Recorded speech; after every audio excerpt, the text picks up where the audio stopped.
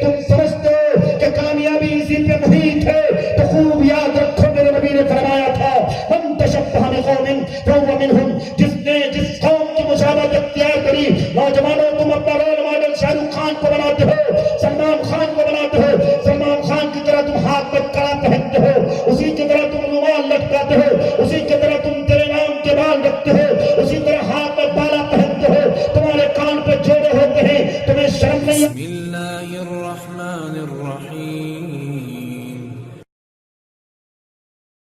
ہمارے YouTube channel M Asghar official کو subscribe کریں اور ساتھ ہی بیل آئیکن کو بھی پریس کریں۔ تجھی سے ابتدا ہر چیز کی منتہا تو ہے، ازل سے ابد بے ابتدا انتہا تو ہے، تو ہی اول تو ہی آخر، تو ہی ظاہر تو ہی باطن، تجھی کو حمد زیبا ہے، ہم سب کا خدا تو ہے۔ بقا تجھ کو فنا مجھ کو، ثنا تیری زباں میری، میں فانی بے بقا ہوں، ذات باقی لا فنا تو ہے۔ مجھے حیرت ہے کس طرح تیرا انکار کرتے ہیں، جہاں دیکھو جدھر دیکھو وہی جلوہ نما تو ہے، جہاں دیکھو جدھر دیکھو وہی جلوہ نما تو ہے۔ اللہ تبارک و تعالیٰ کا لاکھ لاکھ شکر احسان کہ اللہ تبارک و تعالیٰ نے ہم سب لوگوں کو ایمان کی دولت سے سرفراز فرمایا، اور ہم پر بہت بڑا کرم احسان شکر فضل یہ فرمایا کہ وجہ کائنات، تخلیق کائنات، سیاح لامکہ، مطلوب کائنات، مقصود کائنات، محبوب کائنات، فخر موجودات، ہادی سبل، ساقی کوثر، شافع محشر، شفیع المذنبین، رحمت للعالمین، جناب حضرت محمد مصطفیٰ صلی اللہ علیہ وسلم کی امت میں مرحمت فرمایا۔ بزرگوں ساتھیوں، ہم اللہ تبارک و تعالیٰ کی جتنی تعریف و توصیف کریں اتنا ہی کم ہے۔ میری اوقات نہیں، میرے بساط نہیں کہ ہم اللہ کی تعریف و توصیف کر سکیں، بیان کر سکیں۔ خود اللہ قرآن میں فرماتا ہے وَإِن تَعُدُّوا نِعْمَتَ اللَّهِ لَا تُحْصُوهَا، تم اگر ہمارے احسان و کرم کو گننا چاہو، شمار کرنا چاہو، تمہاری بساط نہیں، تمہاری اوقات نہیں کہ تم ہمارے احسان و کرم کو گن سکو، شمار کر سکو۔ لیکن میرے بھائیوں، اسٹیج پر تشریف فرما حضرات علماء کرام، خصوصاً ہمارے بڑے جناب حضرت قاری سہیب صاحب، اسی طرح قاضی انور صاحب دامت برکاتہم العالیہ، اور جملہ علماء کرام، جو ذرہ جہاں ہے وہیں آفتاب ہے، ظاہر ہے ہمارے بڑے ہیں، ہمارے سروں کے تاج ہیں۔ ناظم جلسہ ہمارے بھائی جناب حافظ مجاہد حسنین حبیبی صاحب، شاعر ہندوستان جناب قاری مزمل حیات صاحب، اللہ کا کرم ہوا کہ اللہ نے آپ سب سے ملنے کا ایک واسطہ جلسے کا بنایا، جو جلسہ دستار بندی کی طرف منسوب ہے۔ میں مبارکبادی پیش کرتا ہوں بھائی جناب مولانا ابو عبیدہ صاحب قاسمی، جو اس مدرسے کے خادم ہیں، اور اس جلسے کے، اس مدرسے کے پورے اراکین کو، کہ آپ سب کو اللہ نے توفیق دی، دین کی نسبت سے آپ نے یہ مجلس لگائی اور لوگوں کو دین کی بات سننے کا موقع فراہم فرمایا۔ اللہ تبارک و تعالی دن دنی رات چگنی آپ کو ترقی عطا فرماوے۔ بزرگوں ساتھیوں، میں نے جو قرآن کریم آپ کے سامنے تلاوت کری ہے، جس آیت کو میں نے آپ کے سامنے پڑھی ہے، اللہ تبارک و تعالی ہم سے فرماتا ہے تم رنجیدہ مت ہو، تم غمگین مت ہونے کی کوشش کرو، لیکن یقین جانو آج عالم اسلام کے جو درد و کرب ہیں، مسلمانوں کی جو سسکیاں ہیں، مسلمانوں کے جو آہ و بکا ہیں، مسلمان جن پریشانیوں سے جکڑا ہوا ہے، اگر اس پر ہم کڑی نظر دوڑائیں تو ہمیں ایک بات یہ سمجھ میں آتی ہے کہ اللہ تبارک و تعالیٰ نے ہمیں جس کام کے لیے معمور فرمایا تھا، ہر چیز بغیر، کوئی چیز بغیر وجہ کے، بغیر مقصد کے وجود میں نہیں آیا کرتی۔ آپ بتاؤ تو صحیح مولانا ابو عبیدہ اور اس مدرسے کے جتنے خدام، جتنے مدارس کے اساتذہ کرام ہیں، اراکین کمیٹی ہیں، اتنا بڑا جلسہ، اتنی لائٹیں، اتنا پنڈال اور دور دراز سے علماء کرام کو دعوت دی، اس کے پیچھے کیا مقصد ہے؟ کیا صرف یہی مقصد ہے کہ شعر و شاعری سن لیے جائیں، تقریر سن لی جائے، زندگیوں میں ہمارے انقلاب نہ آئے؟ تو بتاؤ، اگر اس طرح کے ایک نہیں، دو نہیں، بے شمار بھی جلسے کیے جائیں، آپ کے رانچی شہر میں آپ کو شاید نہ پتہ ہو، کوئی دن ایسا نہیں گزرتا، کوئی تاریخ ایسی نہیں گزرتی جس تاریخ میں جلسہ نہ ہوتا ہو۔ لیکن بتاؤ، قاضی صاحب اسٹیج پہ تشریف رکھتے ہیں، میں بھی الحمدللہ عمارت سے جڑا ہوا ہوں، لیکن مجھے یہ بات آپ بتائیں دل پہ ہاتھ رکھ کے، کیا ہماری زندگیوں میں انقلاب آتے ہیں؟ ہماری زندگیوں کی تصویر بدلتی ہیں؟ اصلاح معاشرہ کے نام سے جلسے ہوتے، سماج سدھار کے نام سے جلسے ہوتے، کیا ہمارا سماج سدھر جاتا؟ کیا ہماری سوسائٹی کی تقدیر بدل جایا کرتی ہے؟ ہماری زندگیوں میں انقلاب آیا کرتے؟ نہیں آیا کرتے بزرگوں ساتھیوں۔ تو پھر آپ کو اپنے ایمان کو ناپنا پڑے گا، اپنے ایمان کا تھرمامیٹر آپ کو تلاش کرنا پڑے گا۔ کہاں ملے گا یہ ایمانی تھرمامیٹر؟ حضرت حکیم الامت مولانا اشرف علی تھانوی رحمۃ اللہ علیہ کے بارگاہ میں، آپ کی مجلس میں آپ کا ایک خادم آتا ہے، ایک مرید آتا ہے، آپ ان سے پوچھتے ہیں بتاؤ تم ناشتہ کر کے آئے کہ نہیں آئے؟ مرید نے کہا حضرت میں ناشتہ صبح کا کر کے آیا ہوں۔ پھر کہا کیا ناشتہ کر کے آئے ہو؟ حضرت تھانوی رحمۃ اللہ علیہ نے پوچھا تو ان کے مرید نے جواب دیا حضرت حلوہ پراٹھا کھا کے آیا ہوں، چائے پی کے آیا ہوں۔ حضرت تھانوی رحمۃ اللہ علیہ نے جو بات کہی، لوگوں دل کے کان سے سنو اور اپنی زندگیوں کو بدلنے کی کوشش کرو، زندگیوں کی تصویر بدلنے کی کوشش کرو، اپنی زندگیوں میں انقلاب لانے کی کوشش کرو۔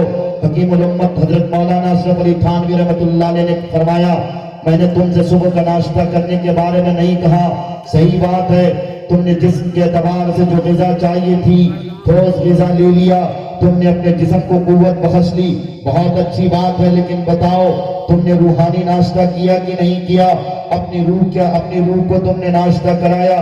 اب وہ مرید پریشان ہو گئے، وہ تو جانتے ہی نہیں تھے کہ روح کا بھی ناشتہ کیا جاتا ہے، روح کو بھی ناشتہ کرایا جاتا ہے، اور اس کی کیسے بھوک مٹے گی، پیاس کیسے مٹے گی، اسے اس بات کا علم نہ تھا۔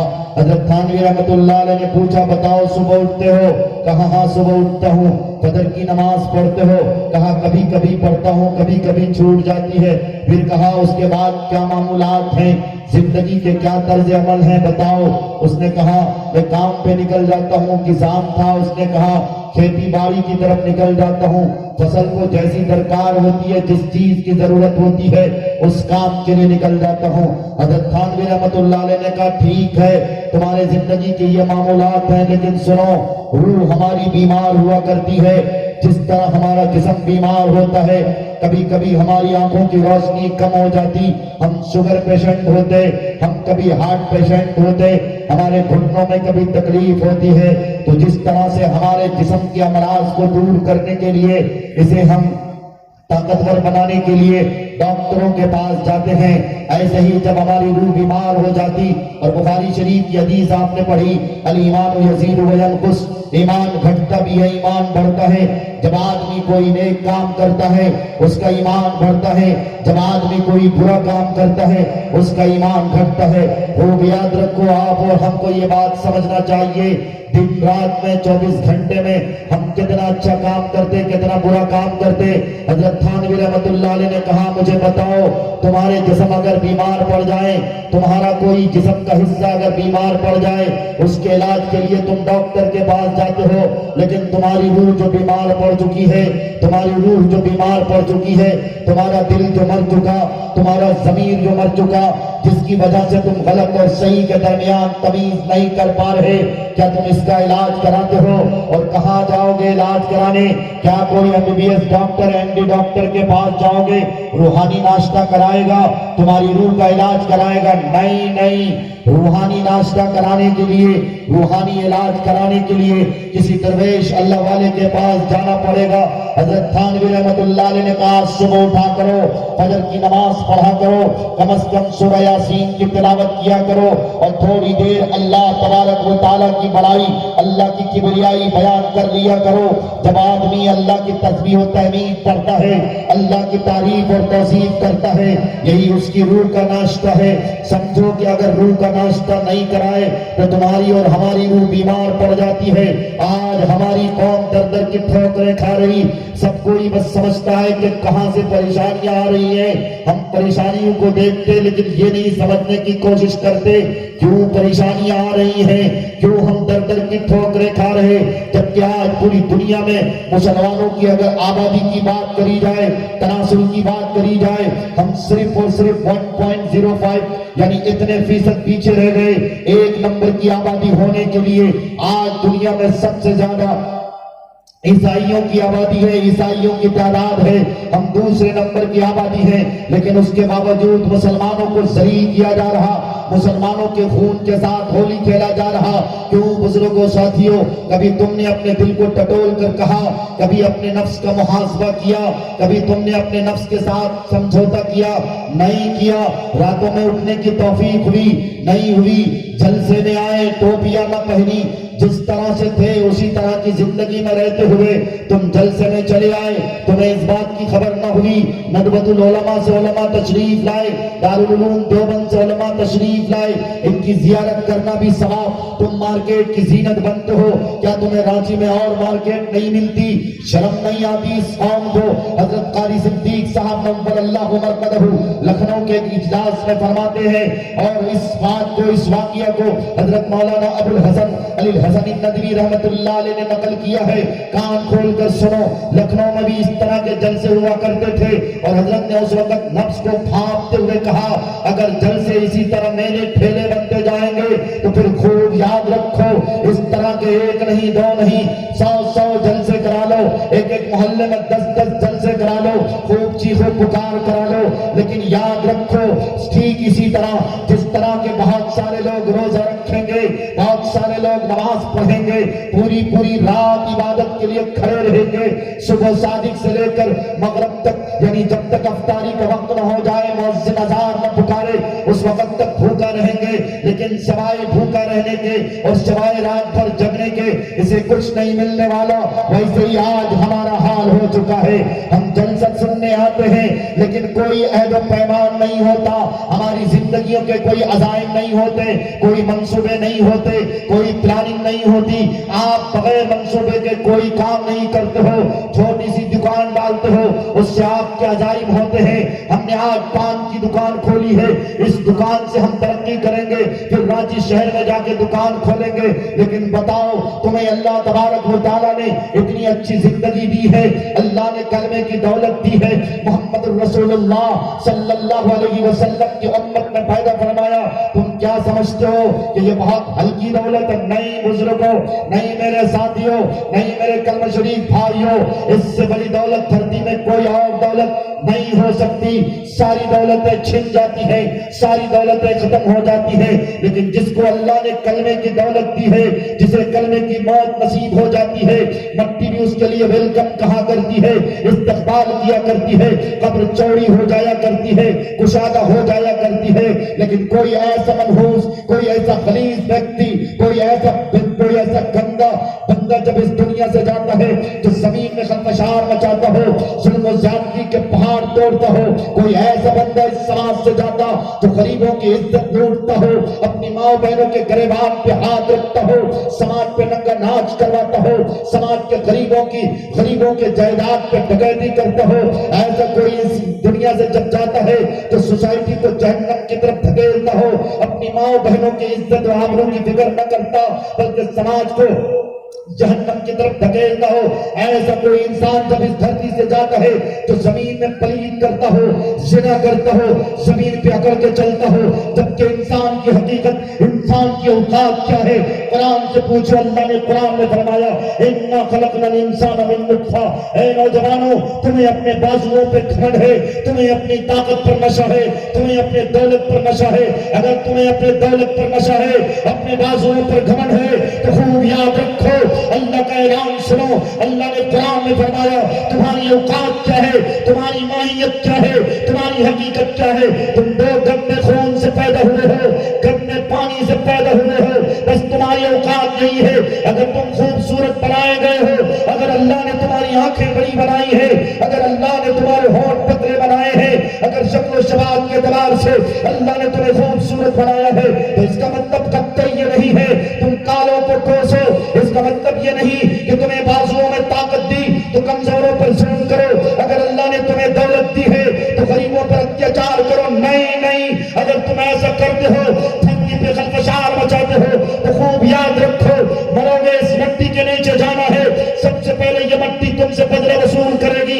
یہ ہوائیں جو آکسیجن پہنچاتی ہے, اللہ سے روزانہ فریاد کرتی ہے اے اللہ دھرتی پہ فلاں بندہ کڑا کر کے چلتا ہے, زنا کرتا ہے, غریبوں پہ ظلم کرتا ہے, مظلوموں پہ اتیاچار کرتا ہے, اس کو آکسیجن پہنچانے کی طبیعت نہیں چاہتی, لیکن حکم تیرا ہے, امر تیرا ہے, اس لیے اس کو آکسیجن پہنچاتا ہوں, اس لیے اس کو ہوا پہنچاتا ہوں. لیکن وہی بندہ, منحوس بندہ جب جاتا ہے مٹی کے نیچے, آکسیجن بھی اس سے بدلہ لیتی ہے, ہوائیں بھی بدلہ لیتی ہیں.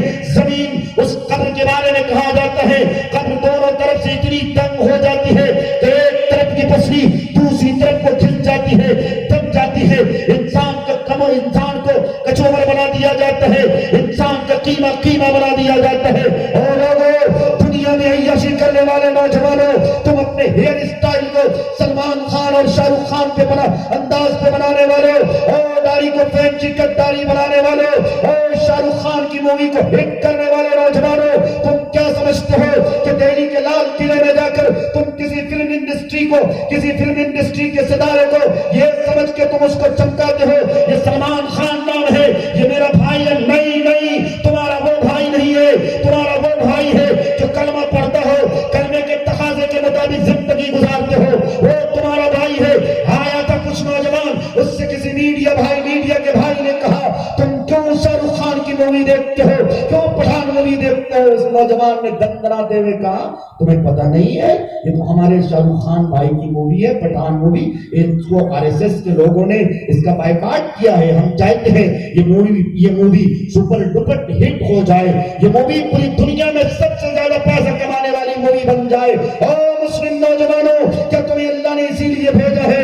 اگر یاد رکھو, تم سمجھتے ہو کہ کامیابی اسی پہ مضمر ہے, تم سمجھتے ہو کہ کامیابی اسی پہ محیط ہے, تو خوب یاد رکھو میرے نبی نے فرمایا تھا من تشبہ بقوم فہو منہم, جس قوم کی مشابہت اختیار کری. نوجوانوں, تم اپنا رول ماڈل شاہ رخ خان کو بناتے ہو, سلمان خان کو بناتے ہو. سلمان خان کی طرح تم ہاتھ میں کڑا پہنتے ہو, اسی کی طرح تم رومال لٹکاتے ہو, اسی کی طرح تم تیرے نام کے بال رکھتے ہو, اسی طرح ہاتھ میں بالا پہنتے ہو, تمہارے کان پہ جوڑے ہوتے ہیں. تمہیں شرم نہیں آتی؟ یہ محمد الرسول اللہ کا چہرہ ہے.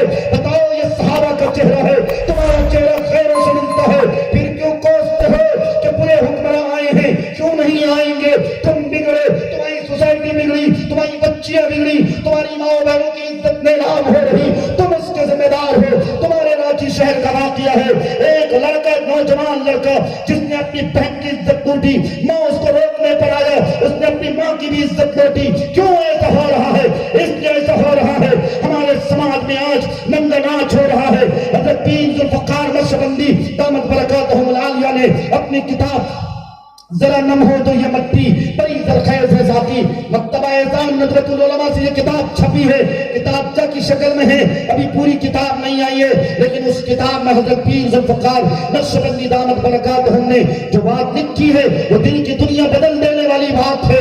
نوجوانوں, کان کھول کر سنو. یہودیوں نے ہر طرح کی پلاننگ بنائی. یہودیوں نے کہا بس تم اسلام قبول کر لو, لا الہ الا اللہ پڑھ لو, تمہیں جنت ملے گی. یاد رکھو, یہودیوں نے یہ بھی کہا کہ تمہارا کوئی دشمن نہیں. قرآن کریم کی کئی آیتیں کوٹ کری, کئی آیتیں اس نے پڑھی, اور کفار و مشرکین سے متعلق بہت ساری ایسی آیتیں ہیں جس نے اس کتاب سے اس نے ان آیتوں کو نکال کر کئی ہندوستان نہیں بلکہ کئی اسلامی ملک میں اس کتاب کو زیر نصاب کرنے کی کوشش کی. لیکن یاد رکھو یہ ہمارے علماء ہیں جو ہر موڑ پہ ہماری آبیاری کرتے ہیں, ہماری سرفرازی کے لیے کھڑے ہوتے ہیں. یہ دشمن کے دانت کھٹے کرنے کے لیے کتابچہ لکھ کر تحریک چلا کر علماء عوام کو جگانے کا کام کرتے ہیں. اس کے یاد رکھو آج تم علماء کی عزت نہیں کرتے, اس لیے تم در در کی ٹھوکریں کھاتے ہو. قیامت کی نمایاں علامتوں میں سے علامت بتائی گئی جب اس دھرتی میں زناکاری کا بازار گرم ہو جائے گا,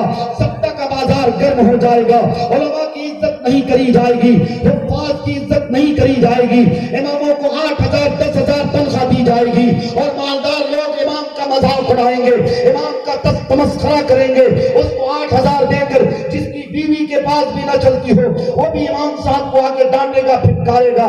جب ایسا کیا جائے گا, جب زنا کا راستہ کھل جائے گا, زنا کے دروازے کھلتے چلے جائیں گے, نکاح کو بہت بھاری بھرکم مشکل عمل بنا دیا جائے گا. خوب یاد رکھو نوجوانوں, آج تمہارے موبائل میں ڈریم 11 ہے.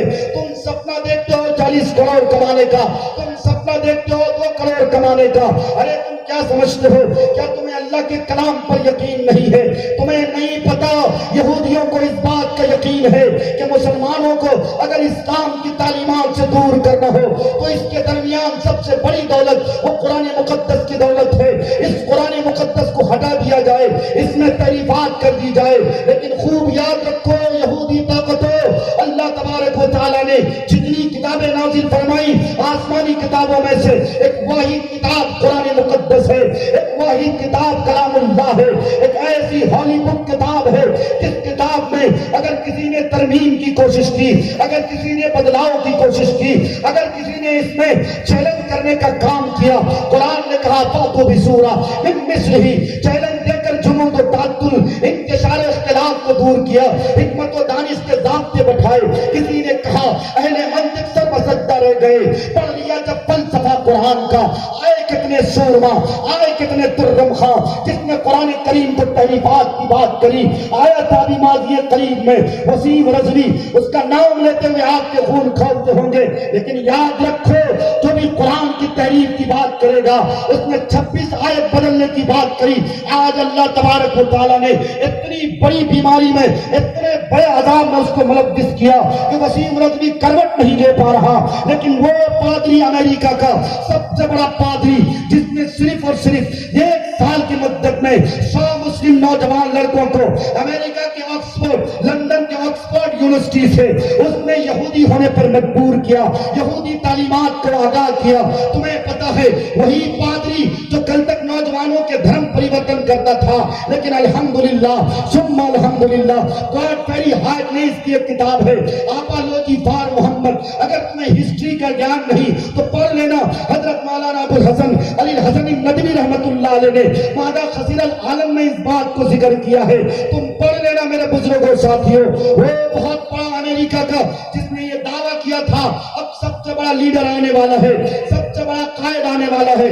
کون ہے سب سے بڑا لیڈر, کون ہے سب سے بڑا قائد؟ تمہیں نہیں پتا شاید وہ کانا دجال کی طرف اشارہ کر رہا تھا کہ کانا دجال آنے والا ہے, پوری دنیا میں اس کی حکومت ہوگی, جو کوئی اس کو دیکھے گا وہ اس کا کلمہ پڑھنے لگے گا. لیکن اس کمبخت کے مارے کو یہ بھی نہیں پتا کہ اگر کانا دجال کی آمد ہوگی تو حضرت عیسیٰ علیہ السلام بھی تشریف لائیں گے, حضرت امام مہدی بھی تشریف لائیں گے. ارے کانا دجال تو کیا, کتنے کانا دجال پیدا ہوئے اس دھرتی میں. اس نے خدا کا دعویٰ کیا, خدا ہونے کا دعویٰ کیا, لیکن اللہ تبارک و تعالیٰ نے اسے مٹی میں ملا دیا. کسی کو اللہ نے نشان عبرت بنا کے چھوڑ دیا. فرعون کی لاش نشان عبرت ہے ہمارے لیے. اس لیے بزرگوں ساتھیوں میں بتا یہ رہا ہوں آپ کو, آج چاہے ارتداد کی عادی ہو, آج چاہے مسلم نوجوان لڑکیوں کی عزت لوٹنے کا مسئلہ ہو, کیوں ساری تحریکیں پریشان ہیں؟ تمہارے علماء کی نیندیں کیوں راتوں میں, تمہارے علماء کی نیندیں کیوں چلی جاتی ہیں؟ تمہیں شاید پتا نہیں. ارے ان کو اپنے گھر کی نہیں پڑی ہے.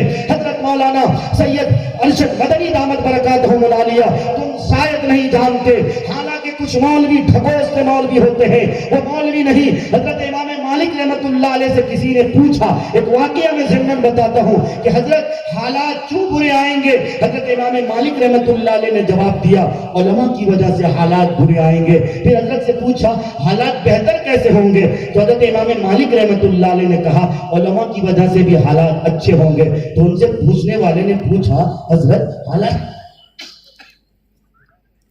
اچھے ہوں گے علماء کی وجہ سے، حالات برے ہوں گے علماء کی وجہ سے، اس کے پیچھے کیا پس منظر ہے، لاجک کیا ہے، فلسفہ کیا ہے؟ پتہ ہے امام مالک رحمت اللہ علیہ نے کیا جواب دیا؟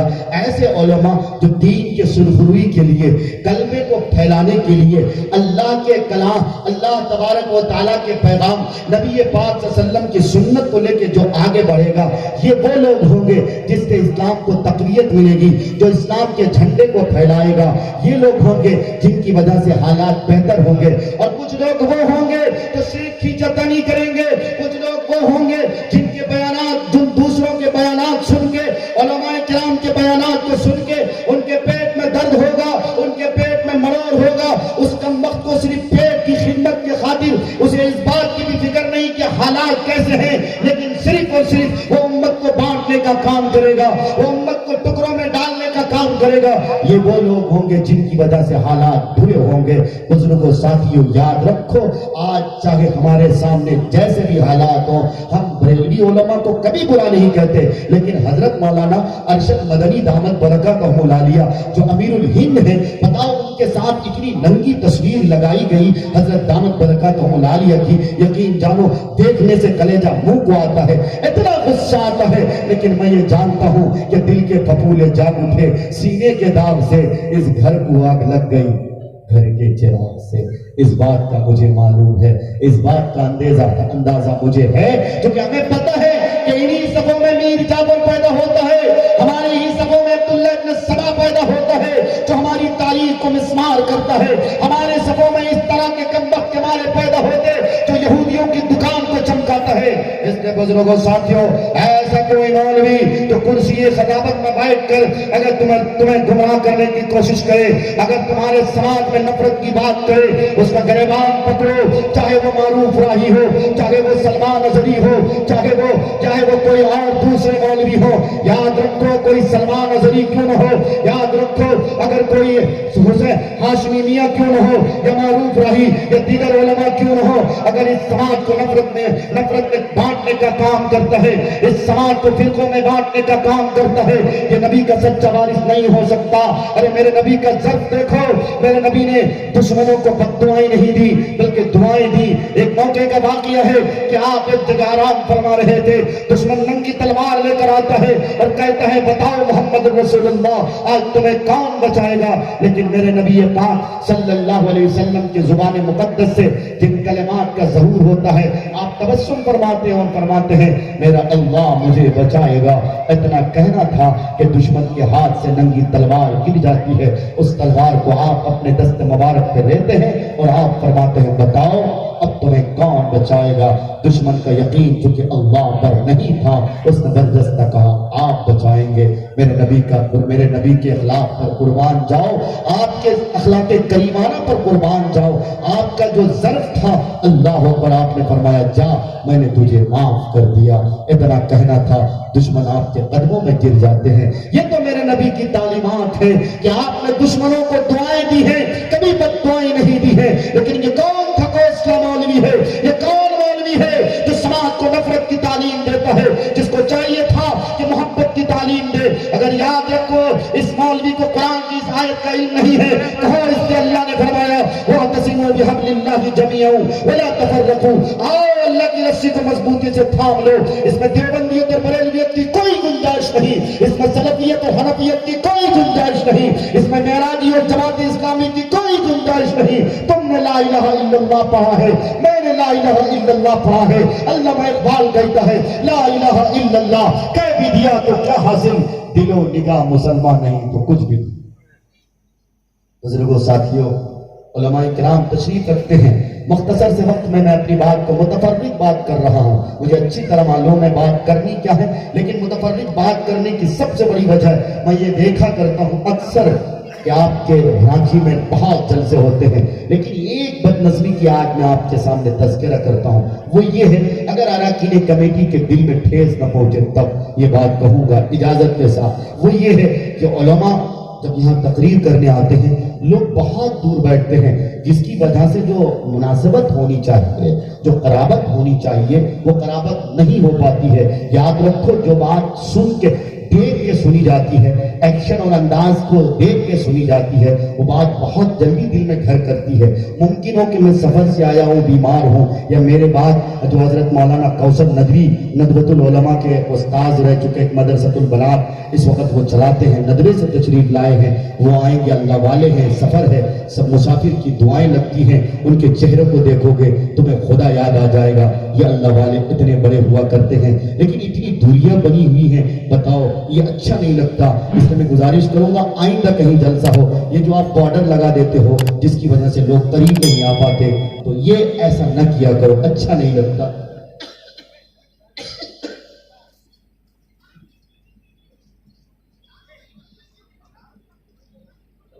اللہم صلی علی محمد وعلی آل محمد کما صلیت علی ابراہیم وعلی آل ابراہیم انک حمید مجید۔